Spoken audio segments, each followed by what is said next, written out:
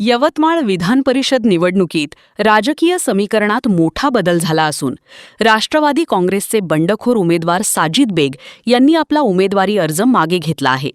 महायुतीचा अधिकृत उमेदवार विजयी व्हावा आणि मतविभाजन टाळले जावे या उद्देशाने आपण हा निर्णय घेतल्याचे बेग यांनी सांगितले. वरिष्ठ नेत्यांच्या सूचनेनुसार अर्ज दाखल केला होता, मात्र अधिकृत उमेदवार जाहीर झाल्यानंतर पक्षहित लक्षात घेऊन माघार घेतल्याचे त्यांनी स्पष्ट केले.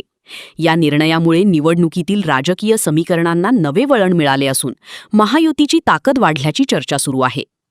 नाही, माघार घेण्याची नेमकी भूमिका म्हणजे आम्ही राष्ट्रवादी पक्षाचे कार्यकर्ते, मी स्वतः राष्ट्रवादी काँग्रेस पक्षाचा कार्यकर्ता, परंतु राष्ट्रवादी काँग्रेस पक्षाकडून अधिकृत जरी नसली तरी राष्ट्रवादी पक्षातर्फेच माझी उमेदवारी असल्यासारखी होती आणि महायुतीचा धर्म पाळण्याच्या दृष्टिकोनातून ते पहिलेपासूनच असं जवळपास होतं का गरज पडल्यास सगळीकडे व्यवस्थित इतर जिल्ह्यांमध्ये राष्ट्रवादी, BJP आणि शिवसेना यांचा समन्वय व्यवस्थितपणे पार पडलं तर आपल्याला उमेदवारी मागे घेण्यासंदर्भात पक्ष सांगेल. त्या दृष्टिकोनातून पक्षाचे वरिष्ठ मंडळी व जिल्ह्याचे नेते आदरणीय इंद्रनील भाऊ नाईक साहेब यांनी आज मला दुपारी 11:30 वाजता, सकाळी 11:30 वाजता फोन करून सांगितला का साजिदभाई तुम्ही जा आणि उमेदवारी अर्ज मागे घेऊन घ्या.